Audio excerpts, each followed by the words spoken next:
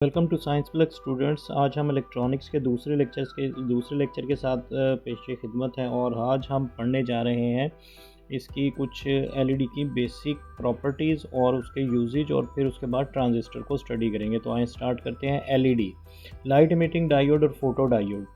Definition क्या है इनकी, दोनों को मैंने कंपैरिजन में इसलिए लिखा है ताकि याद करना आसान हो जाए। Two terminal devices which converts the electrical energy into light energy. और फोटो डायोड क्या है? Two terminal device which converts the light energy into electrical energy.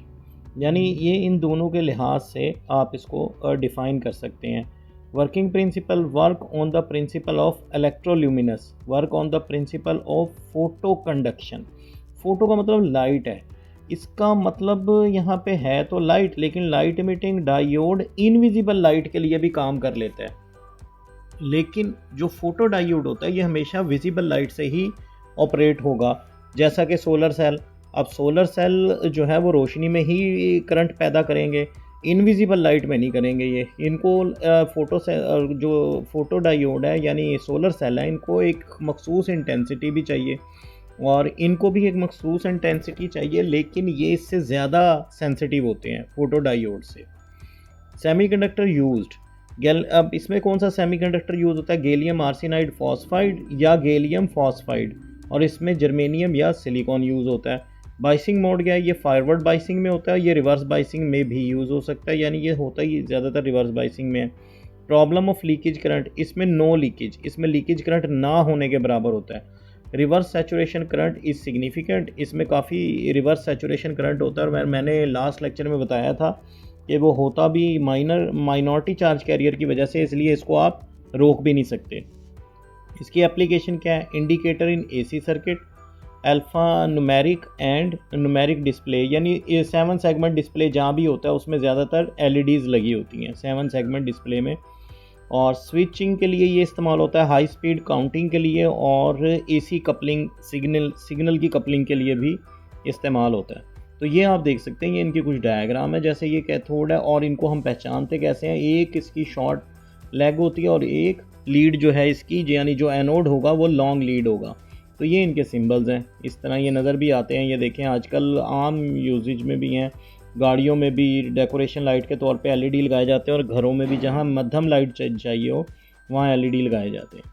इसके अलावा ये देखें, ये रिवर्स बाइसिंग में भी अब फोटो डायोड इस्तेमाल होता है और ये शॉर्ट क्वेश्चन काफ़ी दफ़ा पेपर में भी आ चुका है कि हम इसको फोटो डायोड को रिवर्स बाइसिंग में क्यों इस्तेमाल करते हैं। तो हम उसको बताते हैं कि लाइट डिटेक्शन के लिए। तो यहाँ आप देख सकते हैं कि ये रिवर्स करंट बढ़ता जाएगा तो इंटेंसिटी बढ़ती जाएगी।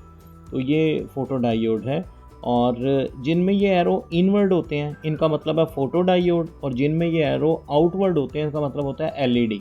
यानी दोनों का सिंबल देख लें बिल्कुल सेम ही है, सिर्फ ये इनवर्ड एरो किसके लिए होगा? फोटो डायोड के लिए, और ये आउटवर्ड एरो किसके लिए होगा? एलईडी के लिए। नेक्स्ट चलते हैं जी। ट्रांजिस्टर हमारे पास है। तो ट्रांजिस्टर खुद से वैसे कोई वर्ड नहीं है, ये याद रखिएगा, ये दो वर्ड से मिलके बना है, ट्रांसफ़र और रजिस्टर से। It is a single crystal of semiconductor which consists of 3 regions: base, emitter and collector, and 2 junctions: emitter base junction and collector base junction, known as transistor। तो ये ट्रांजिस्टर की एक सिंपल डेफिनेशन है आपके पास।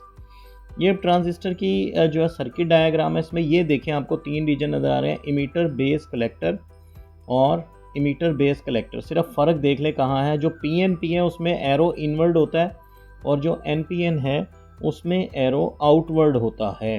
तो ये circuit symbol में आपको याद रखना। मैं इसकी ब्लॉक डायग्राम भी आपको दिखाता हूँ, ये देखें। तो ब्लॉक डायग्राम में तो इजीली आप पहचान सकते हैं ना, एनपीएन में 1p 2n के दरमियान सैंडविच है, और पीएनपी में 1n 2p के दरमियान सैंडविच है। और ये पीएनपी का मतलब ये है एन टाइप और पी टाइप मटेरियल। सबसे अहम बात इसकी बाइसिंग रिक्वायरमेंट होती है। अब इसको ऑपरेट करने के लिए हमें ये बाइसिंग रिक्वायरमेंट चाहिए। नंबर 1, इमीटर बेस जंक्शन, ये इनपुट जंक्शन होते हैं। दरअसल इमीटर बेस इनपुट जंक्शन होता है ज़्यादातर।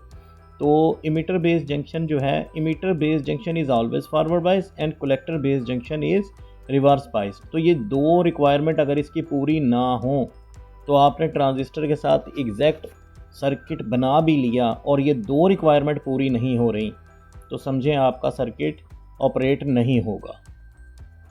अब इसकी दो टाइप हैं, ट्रांजिस्टर इन विच पी टाइप सैंडविच बिटवीन, ये मैंने आपको अभी बताया, और पी एन पी भी इसी तरह, जिसमें एक एन दो पी के दरमियान सैंडविच है।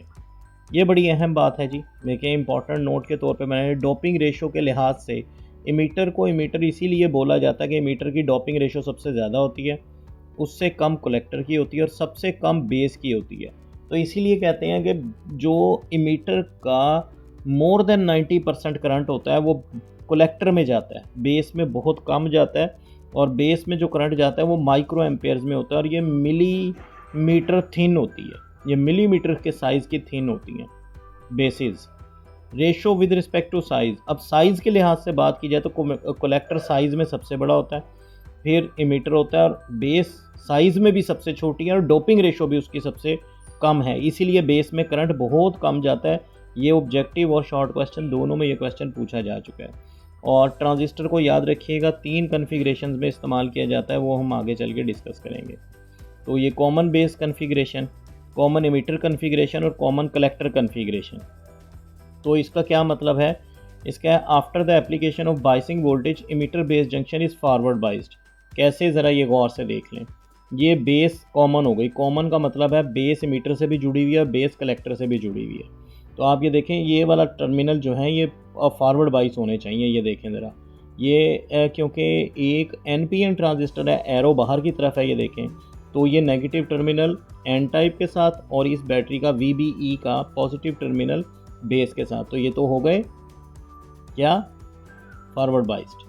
और इसी तरह ये वाली बैटरी जो कलेक्टर पे लगी हुई है, अब कलेक्टर भी तो एन टाइप का बना हुआ है ना, तो इसके साथ ये देखें ज़रा, इसको हमने कैसे जोड़ा, बैटरी का पॉजिटिव टर्मिनल, तो कलेक्टर हो गया रिवर्स बाइस, और इस बैटरी की वजह से बेस रिवर्स बाइस हो गई। और सेम बाइसिंग रिक्वायरमेंट यहाँ पे भी है, ये बाइसिंग रिक्वायरमेंट पूरी होगी तो करंट फ्लो होगा, ये याद रखिएगा। इमीटर करंट है जो डिवाइड हो रहा है किसके दरमियान, कलेक्टर और बेस के दरमियान। तो मैंने पहले ही बोला कि बेस बहुत बारीक होती है, इसमें बहुत माइनर करंट जाता है, मोर देन 95% करंट कलेक्टर में जाता है। A very few electron flow out of the base, so IB is very small as compared to C। ये IC मिली एम्पेयर्स में होता है और IB माइक्रो एम्पेयर्स में होता है, बस ये याद रखिए। Expression for the current gain, it is found that for a given transistor the ratio of the collector current IC to be base current IB is nearly IC over IB। ये हो गया, ये करंट गेन भी बोलते हैं sir, ये current gain बहुत ज़्यादा होता है, खासकर NPN ट्रांजिस्टर का ऑर्डर ऑफ 10⁵ का जो है ये मल्टीपल होता है। तो ये आप देख सकते हैं करंट गेन, ठीक है जी। एक अल्फ़ा भी होता है, वो रेशो होती है इमीटर और बेस करंट की। ये जो बीटा है ये रेशो है कलेक्टर और बेस करंट की।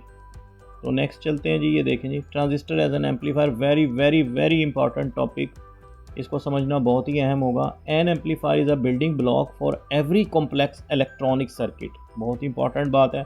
Amplifier enhances the input signal at output level with the phase shift of 180 degree. अब इसमें दो चीज़ें बड़ी अहम है। पहली बात, इनपुट में अगर स्मॉल सी चेंज आई तो आउटपुट में बहुत बड़ी चेंज आ जाएगी।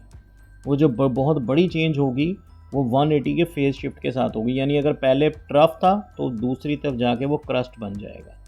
तो ये कॉमन इमीटर कन्फिग्रेशन में देखें हम इसको यूज़ कर रहे हैं, ठीक है। ये इनपुट सिग्नल जा रहा है यहाँ से और वहाँ पे हमें ये लोड रेजिस्टेंस के क्रॉस आउटपुट सिग्नल मिलेगा। और बाइसिंग रिक्वायरमेंट इसमें भी ख्याल रखना है कि पूरी हों। मैं ब्लॉक डायग्राम से भी दिखाता हूँ। तो working principle is a small change appears in the input voltage, then a large change appears at output terminals due to transistor की वजह से, यानी ये आएंगी। वर्किंग क्या, VB and VC are the input and output respectively, ये voltages हैं। Base current इसका क्या होगा देखें जी, IB, तो ये है ना IB, ये बेस करंट है। और VBE, यहाँ पे VBB लिखा हुआ है, वैसे VBE बोलते हैं इसको। और RIE ये इनपुट रेजिस्टेंस है बिटवीन बेस एंड इमीटर। और एक बात और याद रखिएगा, जब ये सिंबल बनाया ना तो ये देखिए, ये तीनों टर्मिनल आपस में यहाँ ज्वाइंट ना हो। अगर ये तीनों टर्मिनल आपस में ज्वाइंट हो गए, बेस, मीटर और कलेक्टर, तो ये गलत हो जाएगा सिंबल। इसको इसी तरह अलग अलग बनाना है जैसे मैंने बनाया हुआ है यहाँ पे। और ये IB की वैल्यू हो गई। अब IC किसके बराबर होगा, करंट गेन से हमने फार्मूला निकाला, IC is equal to beta into I B, और ये आई बी की वैल्यू लगा दी हमने यहाँ। अब आउटपुट वोल्टेज वी सी ही है, तो हमने इस पे ये जो है आर सी, वी सी सी और वी सी ई, इस पे ऊपर हमने के वी एल रूल लगाया, यानी सिर्फ इस लूप पे। अब देखें, कलेक्टर और इमीटर के दरमियान जो वोल्टेज होंगे उसे हम कहते हैं वी सी ई। सी ई का मतलब है कलेक्टर इमीटर, तो वी सी ई, जैसे कि मैंने ये बताया अभी, ये देखें वी सी ई, एक ये वोल्टेज यहाँ पे डेवलप होंगे कलेक्टर और मीटर के दरमियान, दूसरा वोल्टेज क्या हो गया वी सी सी, और तीसरे वोल्टेज इस लोड रेजिस्टेंस के अक्रॉस डेवलप होंगे आर सी। तो इन तीनों पे के वी एल रूल लगाया हमने। ज़रा ये देख लें, V C C is equal to I C R C.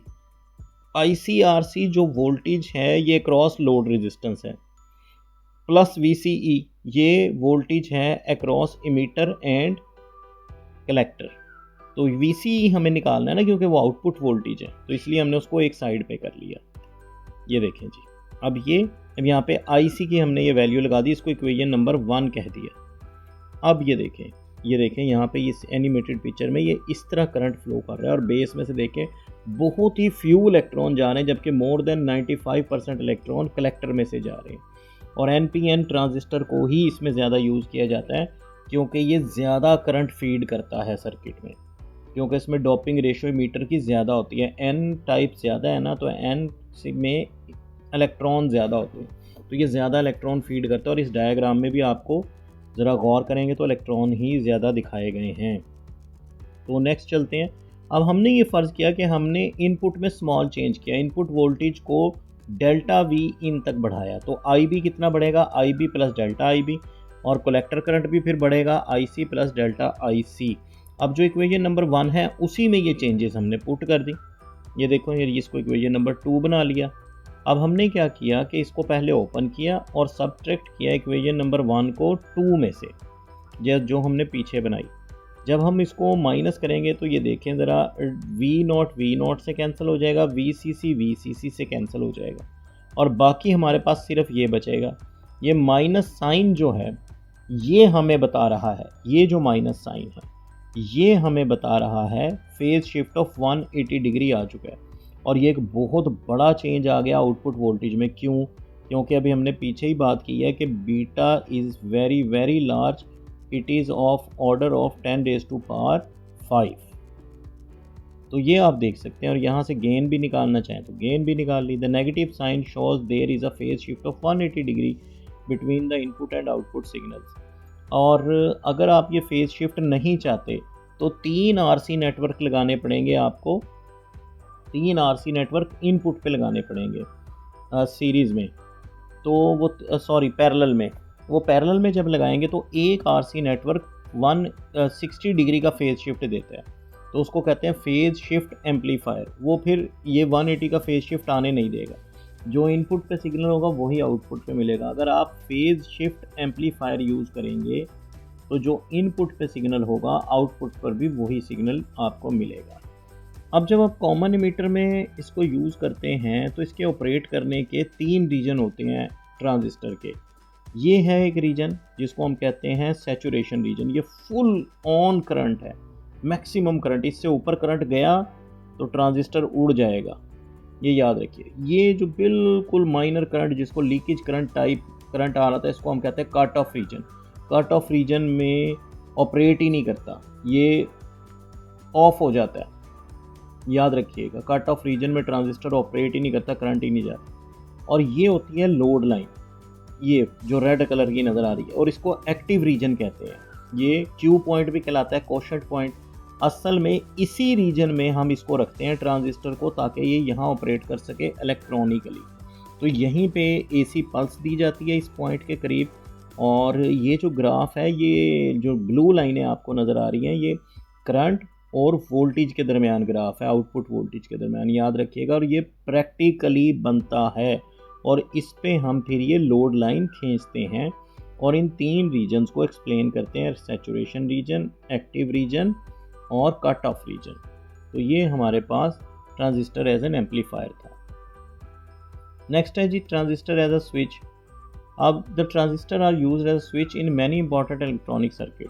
Basic transistor switching circuit is shown in the figure. ये देखें जी, ये देखें, ये अब आपको स्विच होता नज़र आ रहा है और इसमें भी कॉमन इमीटर एम्पलीफायर ही यूज़ किया गया है। अच्छा, तो आप ज़रा गौर से देखें, the collector and emitter behaves as a terminal of switch. ये देख लें, कलेक्टर और इमीटर, ये कलेक्टर है, ये इसके साथ देखें बल्ब के साथ अटैच है, और यहाँ से ज़रा गौर करें तो इमीटर ये जो है जो है ये ग्राउंडेड है यहाँ पे। तो कलेक्टर और इमीटर ये टर्मिनल्स के तौर पे इस्तेमाल होते हैं स्विच के, यानी ऑन एंड ऑफ करने के लिए। The circuit which current to be turned off and on is connected across the these terminal, यानी जिस चीज़ को हमने ऑन एंड ऑफ करना हो, जैसे ये एलईडी बल्ब है, इसको हमने ऑन ऑफ करना है तो हम इन टर्मिनल्स के अक्रॉस इसे लगाएंगे, तो देखें ये कलेक्टर पे लगा हुआ है।